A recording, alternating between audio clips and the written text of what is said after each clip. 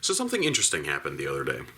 I ended up getting a message on my Facebook page, Trollface the Man, Facebook, whatever. I'll leave a link in the description below in case you want to follow it. I give sort of updates that you don't hear about on my normal channel, obviously, because it's not a social media account. I also have a Twitter, too.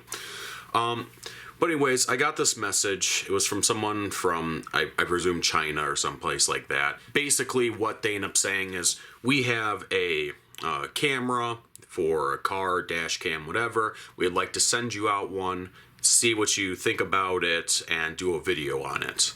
And I was like, sure, I guess. I mean, I never really do stuff like this normally, but if I do any type of review-esque video on something like this, I just want you to know I'm not going to pull any punches.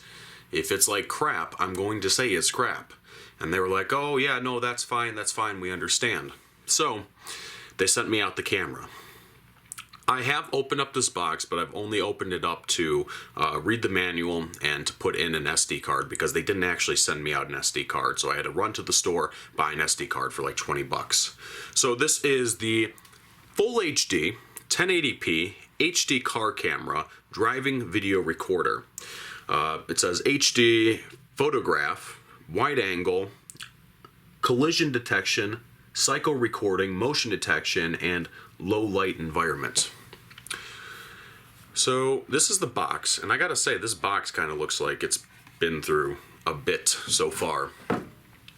So this is the actual camera itself, and I'm going to, later on, set this up in the vehicle because I haven't done it yet. I'm gonna set it up in the vehicle and actually see how the recording is. So they have a screen protector on here. That isn't too surprising. The screen looks nice and shiny, new. But this camera back here looks as if this protection film wasn't put on very well. I can see fingerprints stuck to it. There's an SD slot right here, which I put in. And there is a power button right here. And I've already gotten fingerprints on the screen. Now the thing is this does have a battery to it. However, when I read through the manual, so the rest of the stuff is down here, comes with a car charger, which is kind of nice because it actually has a USB through, so that way you can plug in a USB to potentially charge your phone. I'll test to see what the current it is. Actually, it says on the back here, apparently the 5-volt output is 2.1 amps, which means it would be able to fast charge most devices. If that is true, that wouldn't actually be too bad. Thing to mount to the back of here to stick it up to your windshield. The camera right here is adjustable. But what I was going to say, there's another one right here. What I was going to say is that when I look through the manual here, because it doesn't give you a whole lot of information, it tells you some basic stuff about the thing. But what it does say is it says that this comes with a 100 milliamp hour battery in it. But it says on standby, it draws 200 milliamp hours. And when it's recording, it draws 250 to 350 milliamps. So basically, on standby, the battery should keep this thing going for about a half an hour. When you're actually recording something, it's going to be, you know, between like 7 and 15 minutes when it's actually recording. Now, to show you in here, obviously it's supposed to be plugged into a car charger, and I actually don't have a adapter in here. So what I'm going to do is kind of cheese it a little bit. I'll be right back. Now you might ask, how exactly am I going to cheese it? Well, I have this 12-volt battery as part of a battery backup that I got. It's just a battery in one of the battery backup units, and I got some wires here, and I got this car charger. So if I take, this is actually a great thing too, is if you ever need to charge like a phone or something like that in an emergency situation, and you so happen to have like battery backups and a car adapter, if you take the positive and you touch it to the bottom here, and then the ground or the negative to right here, you can see that the device will work. And this one, of course, doesn't have any type of grip to it, even though most of them will have something I can grip onto, so that is a little bit annoying. But it's not really made to do this. So you can see I have this held to the negative, and the camera just started up. So like I said, I will be sure to get some actual video of this recording. It looks like it's already recording. It's really hard to manage all this right now. So basically, the loop recording means that it will record until the SD card is filled, and then it will start overwriting the old recordings to make sure that it's basically always recording. So it looks like whatever mode it is on right now, which I do believe you're able to switch around the modes, is that when it powers on, it starts recording.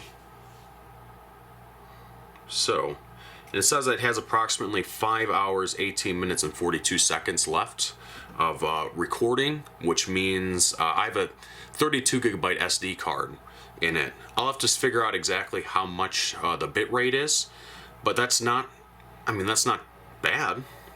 But there's actually other settings. If I look in the manual here, I'm just going to set this down because there's no point in me trying to fiddle with that like that. Claims photo resolution of 12, 10, 8, 5, 3, 2, and VGA. So those are all megapixels, assumingly, or presumably.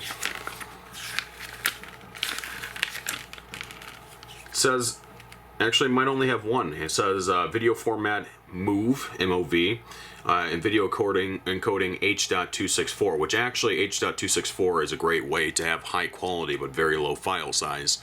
That's the standard that YouTube uses, and it's actually the standard I export as before uploading to YouTube because it helps prevent it from being re-encoded and losing a lot of quality. I'll look through this a little bit more and see if I spot anything worth mentioning.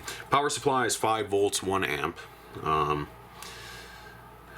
It says that you have a seamless loop of off, 3, 5, 10. I'm not sure what exactly that means. If that might be the segments that it records in.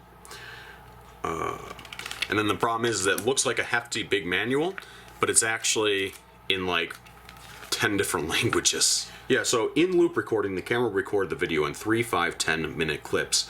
And when the card is full, the camera will cover the earliest clip with the latest one and so forth. Locked video will not be overwritten.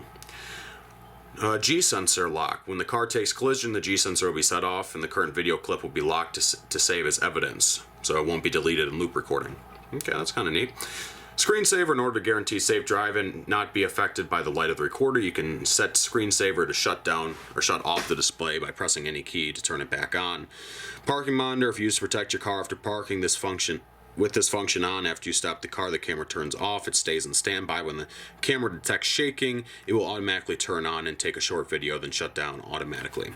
WDR, it's technique used to combine highlight and low light, sounds like HDR, in the pictures to get proper exposure image effects, so there will not be overexposed or underexposed image. Basically what happens is that the cameras with HDR at least will take 3 pictures. They'll take one that's overexposed, which means it's very bright, one that's underexposed, which is very dark, and then one that's normal, and then it'll merge all 3 of those images together to create a better quality image. The problem is when you do that with cameras, the cameras have to take like 3 pictures for every frame, and it usually causes really bad like blurring or like sometimes loss of quality if there's any type of movement. So I'll have to test to see how well that works at night. Auto power shut off. Playback mode and standby, you can play back the stuff.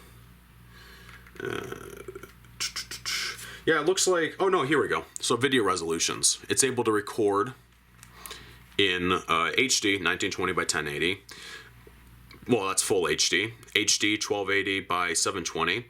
WVGA 848 by 480 or VGA 640 by 480. So I guess, you know, if you set it down to VGA, the 640 by 480, you probably get extra record time, but you're going to take a serious degradation to quality. So, I mean that looks like pretty much everything. It has built-in microphone. That's actually pretty nice, because a lot of the dash cams don't actually have built-in mics. It says it only works with up to a 32 gigabyte SD card, which is what I end up putting in there. Russian, Japanese, French, Italian, German, Spanish, Portuguese, English, simplified Chinese, traditional Chinese. All right, well, that's a basic look at it. Let's actually test it out and see if it is any good at all. So I'm going to set this up in my car, and we're going to drive around a bit, and let's see how the video looks both in normal light and when it is darker out. Alright, we're now back a few days later. I have gotten a chance to test this dash cam a bit, and, well, honestly, I'm surprised. Because it didn't look like it was too bad. I'll show you some footage here in just a minute. I was sick and tired of trying to hold the connections on this adapter, so I soldered a wire directly to it right here. So now I can actually clip that on like that, and this should turn on.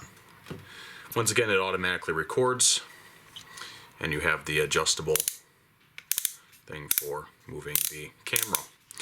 So what I found with this is actually the quality is fairly good.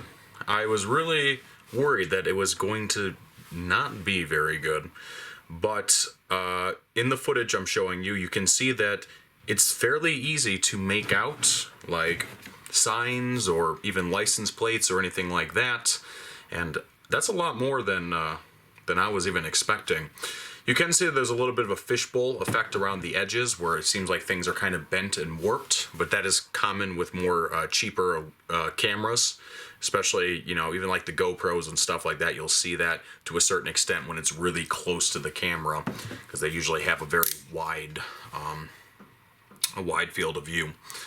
So I told you it had this USB throughput on the back of this device, which in itself is pretty useful, and it's supposed to be 5 volt 2.1 amp. Well, I plugged my phone into it and actually, surprisingly enough, found out that it was 2 amps. It charged my phone at 2 amps, which means it should be able to charge the phone at its full, at least for my phone, my ZTE Max Pro, at its full charging rate, which that's pretty good too, because to be honest, to buy one of these in store, assuming that this one is decent, to buy one of these in store would probably cost about $15 without the cord.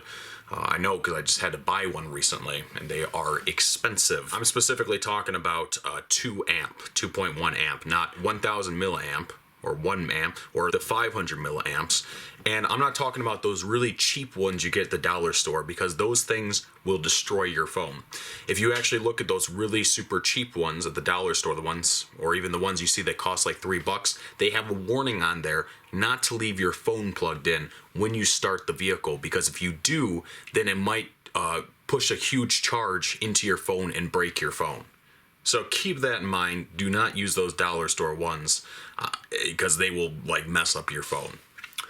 I didn't get a chance to play around with all the settings because there is a lot of them here, and I don't really have a good way to test out all of them.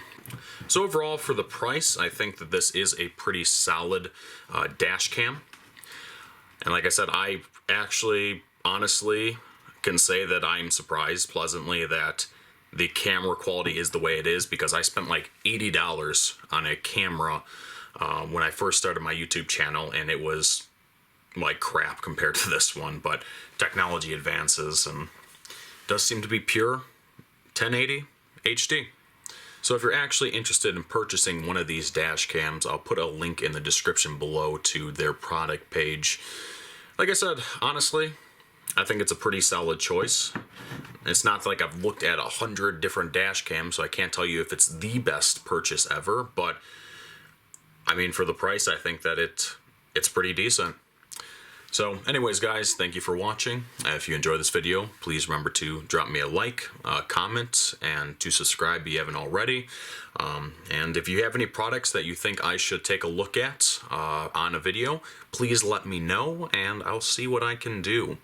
Thank you guys very much for watching, and bye.